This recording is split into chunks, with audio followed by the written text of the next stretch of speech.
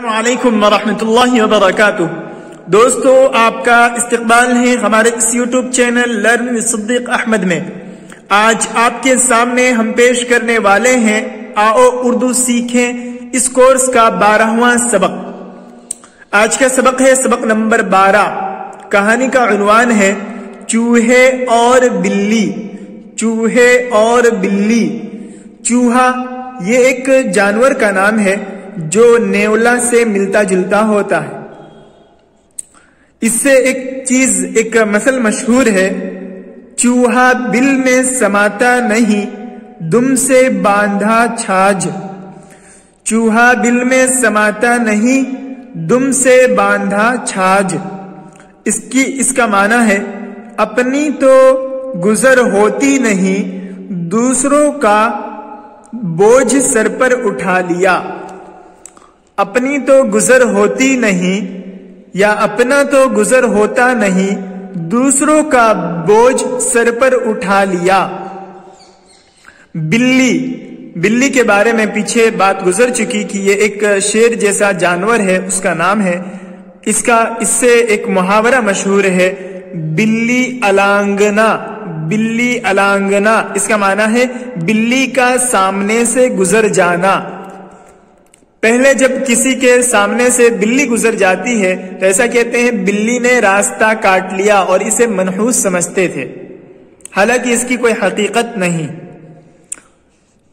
صلاح ٹھہرنا، صلاح ٹھہری، اس سے صلاح ٹھہرنا یہ ایک محاورہ ہے۔ اس کے معنی ہے رائے قرار پانا، تجویز ٹھہرنا، ارادہ ہونا۔ کھٹکا اس کے معنی ہے خطرہ، ڈر۔ قدیمی یعنی پرانی۔ سلامتی یعنی حفاظت۔ تدبیر ابتدا اور انتہا کو سوچنا، انجام پر غور کرنا۔ علاج چارہ، سوچ بچار، کوشش، تجویز، بندوبست یعنی انتظام۔ یہ نئے الفاظ تھے جن کے معنی آپ کے سامنے رکھ دیے گئے۔ اب ہم اسے پڑھ کر آپ کو بتاتے ہیں۔ چوہے اور بلی، یعنی چوہے اور بلی کی ایک کہانی بتا رہے ہیں۔ ایک بار چوہوں میں صلاح ٹھہری کہ آؤ کسی طرح بلی کا کھٹکا مٹائیں، جو ہماری قدیمی دشمن ہے۔ فوراً ایک بڑا جلسہ کیا گیا۔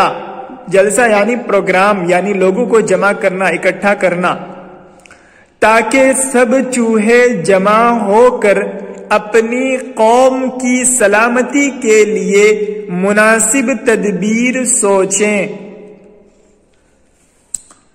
ایک نوجوان چوہا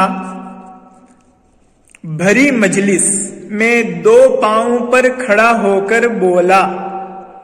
2 پاؤں پر کھڑا ہونا یعنی اونچا ہونا، تھوڑا سا نمایاں ہونا، آگے بڑھنا۔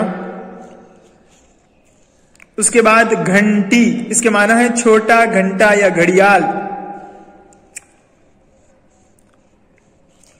ایک نوجوان چوہا بھری مجلس میں 2 پاؤں پر کھڑا ہو کر بولا، صاحبو، اگر بلی کے ظلم اور شرارت سے بچنا چاہتے ہو تو اس سے بہتر کوئی تدبیر نہیں ہو سکتی کہ ایک گھنٹی بلی کی گردن میں باندھ دیں۔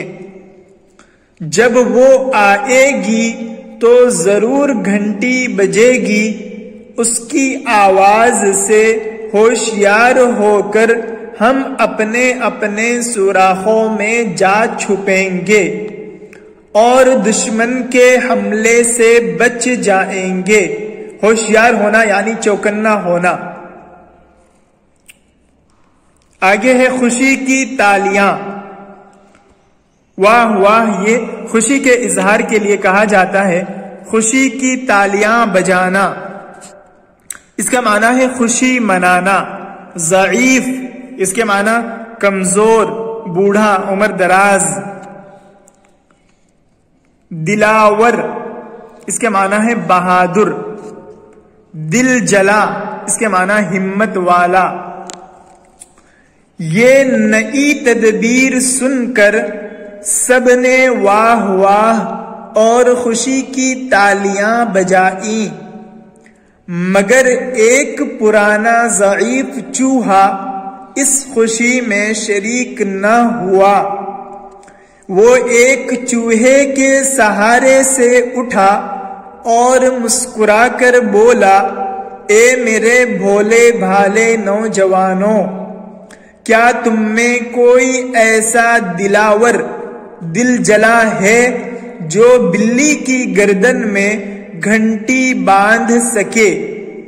اگر کوئی ہو تو میں بھی اس کی صورت، یعنی صورت کے معنی شکل، دیکھنا چاہتا ہوں.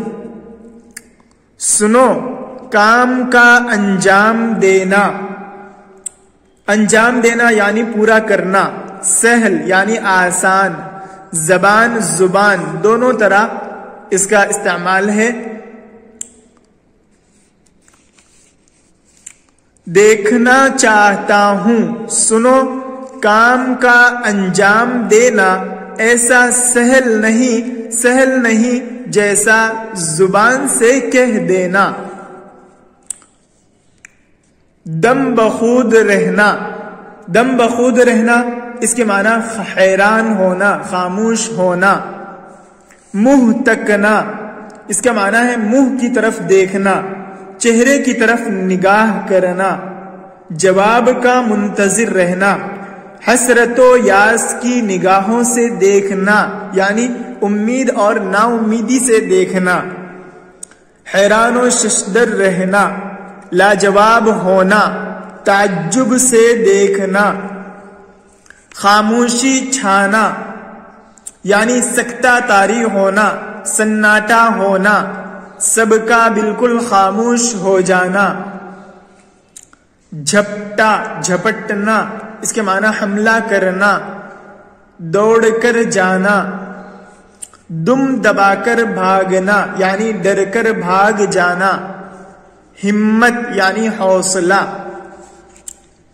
بڈھے کی باتیں سن کر تمام چوہے دم بخود رہ گئے اور ایک دوسرے کا منہ تکنے لگے.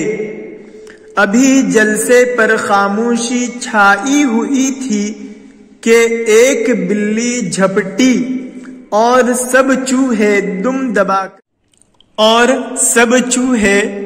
دبا کر بھاگ گئے. صرف کہنے سے کہیں چلتا ہے کام. صرف کہنے سے کہیں چلتا ہے کام. کام کرنے کو ہمت چاہیے. کام کرنے کو ہمت چاہیے. تو گویا یہ چوہے اور بلی کی کہانی تھی جو آپ کے سامنے رکھی گئی، جسے آپ نے بہت ہی زیادہ سن رکھا ہوگا، لیکن انداز بیان آپ دیکھیے کہ کس انداز میں پیش کیا گیا ہے، کن الفاظ کا استعمال کیا گیا ہے، کن محاوروں کو زیر استعمال لایا گیا ہے. ان کی روشنی میں آپ بھی اسے بہت ہی زیادہ مہذب انداز میں اور مرتب طریقے سے پیش کر سکیں گے. یہ اردو زبان میں آپ مکمل طور پر مہارت حاصل کر پائیں گے. السلام علیکم ورحمۃ اللہ وبرکاتہ.